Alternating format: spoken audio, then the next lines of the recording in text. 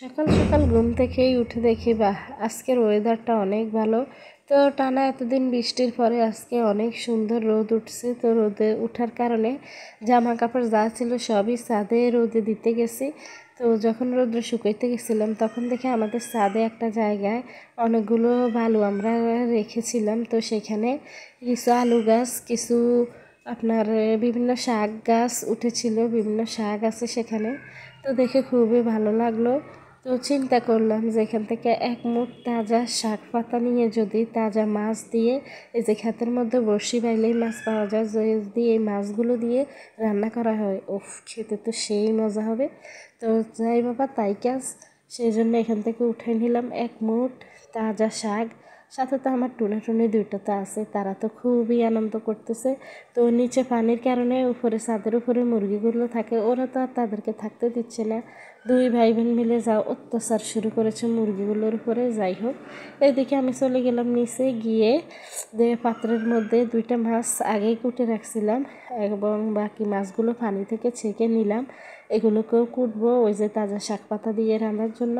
তো এরপর চিন্তা করলাম না, আরও কয়েকটা মাছ ধরা যাক, ধরলে তাহলে শাকগুলো খাইতেও অনেক ভালো হবে। তো হচ্ছে আমাদের পাশেই হচ্ছে ক্ষেতের মধ্যে এখন প্রচুর পরিমাণ পানি, আর পানিতেই থাকে সব মাছ। তো যেভাবে সেই কাজ, এখন বড়শিটা বাওয়া শুরু করে দিলাম। আর বড়শি যখন বাইতেছি ঠিক তখনই অনেক মাছ এখানে ভরপুর। তো দেখতেই পাচ্ছেন, পুরো ভিডিও তো আপনাদেরকে দেখাতে পারলাম না, অনেক বড় একটা ক্ষেত, এর মধ্যে অনেক মাছ পাওয়া যায়। তো এরপর আমি যখন বড়শি বাইছিলাম এবং একটা মাছ আমি উঠাইছিলাম, কিন্তু দুর্ভাগ্যবশত মাছটা চলে যায়, সেটা এখনই আপনারা দেখতে পাবেন। তো কী বলবো, এরকম মানে ওয়েদারে তো আমরা মাছে ভাতে যেহেতু বাঙালি, তো বন্যার সিজনে সবাই আসলে চারদিকে মাছ ধরে। এই যে আমার বড়শিতে এখন একটা মাছ উঠে গেছে, এই মাছটাই দুর্ভাগ্যবশত আমার হাত থেকে আবার খসে পড়ে গেছে। তো সমস্যা নাই, এরপরে আমি আরও কয়েকটা মাছ ধরে ফেলাইছি। তা আমার ছেলে তো আমার সাথেই আছে, তো আমার টুনি ওরা জাফাজাফি করতেছে, আমরা মাছ এলে জাফাজাফি করতেছি কে মাছটা নিবে আগে। তো এরপর আমি মাছটা নিয়ে আবার পাতিলে জমাইলাম, এভাবে অনেকগুলো মাছ জমাই, তারপরে এগুলোকে কুটাকাটি করে নিলাম। তো যেহেতু আজকে শাক পাতা দিয়ে রান্না করব, দেখতেই পাচ্ছেন মাছটাকে খুলে এসে এখানে একটা পাত্রে নিলাম। ভাবলাম কয়েকটা মাছ যদি আরও সাথে অ্যাড করা যায় তাহলে দেখা গেছে যে রান্নার টেস্টটা আরও দ্বিগুণ হয়ে যাবে। তো এই জন্যে পরবর্তীতে মাছগুলো, যাক, আপনাদেরকে পুরো দেখাইতে পারলাম না, যেগুলো ধরছিলাম অন্য একটা ভিডিওতে আবার আপনাদের সাথে শেয়ার করব আমি কীভাবে মাছগুলো ধরি।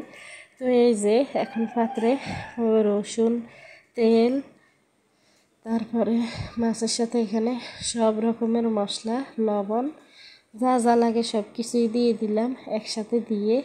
তারপরে হচ্ছে আমি এগুলোকে আগে কষিয়ে নিই, ভালো করে কষিয়ে নিই। আমি যেভাবে শাক রান্না করতেছি সেটাই দেখাইতেছি, এক একজন এক একভাবে রান্না করে আর কি। তো আমি যেভাবে রান্না করি সেটাই আপনাদের সাথে শেয়ার করলাম। একে একে সব উপকরণ দিয়ে দিলাম, সবগুলো দিয়ে এখানে ভালো করে আগে মাছটাকে জাল করে নিব, কষিয়ে নিব, যাতে মাছটা হয়ে যায় সব মশলাতে, যেন মাছটা পুরোপুরি হয়ে যায়। আবার এখানে আরেকটা বড় মাছ দেখতেই পাচ্ছেন, কেটে টুকরো করে নিলাম, এগুলো ভাজি করে নিব বাচ্চাদের জন্য। তো এরপরে দেখা গেছে যে মাছটাকে ভালো করে রান্না করার পর যখন মাছটা হয়ে আসবে তখন দেখা গেছে যে এগুলো করবো। এর মধ্যে আমার টুনি আবার হাজির হইলো। ওরা তো কত অত্যাচার করে সেটা তো বলার মতো না। ওরা দুই ভাই বোন একটা মেকআপ বক্স থেকে সাজুগুজু করে আসছে। তো আমার দুইটা কিউট বেবিকে খুব সুন্দর দেখাইতেছে। এরপর কী করবো, ওদের হাত থেকে এগুলো দ্রুত নিয়ে আবার জিনিস জায়গায় রেখে দিলাম। এরপর এখান দিয়ে আসি, দেখতেছি আমার মাছগুলো হয়ে গেছে, এগুলোকে উঠে ওই ঝোলটাতেই আমি শাকগুলো দিয়ে দিব। এভাবে আমি শাকটা রান্না করি। যাই হোক, আমি কে কীভাবে রান্না করেন অবশ্যই কমেন্টে জানাবেন। তো আমার এইভাবে শাকগুলো রান্না করতে খুবই ভালো লাগে, আর এভাবে রান্না করেই আমরা খাই। অনেকভাবে অনেকে রান্না করে খান, যার যেভাবে রুচি, তা আমরা এভাবেই রান্না করে থাকি।